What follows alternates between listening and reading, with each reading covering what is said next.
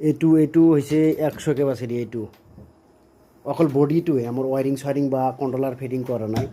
এইটো 100 কেপাচিটি, এইটো তলৰটো 100 কেপাচিটি, এইটো 300 কেপাচিটি, তলৰটো 300 কেপাচিটি, এইটো 200 কেপাচিটি, এইটো এইবিলাক 200 কেপাচিটি, এইটো 500 কেপাচিটি, এইটো 500 কেপাচিটি এইটো।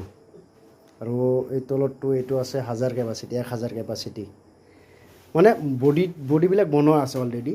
বাকী 100 কেপাচিটি এইখিনি, এই দুটা বৰ্তমান আছে 100 কেপাচিটি, এইটো 300, এইবিলাক 200, এইবিলাক 200 আছে, এইটোত 500, 1000, এফালেও 500 আছে, এইটো 500 কেপাচিটি।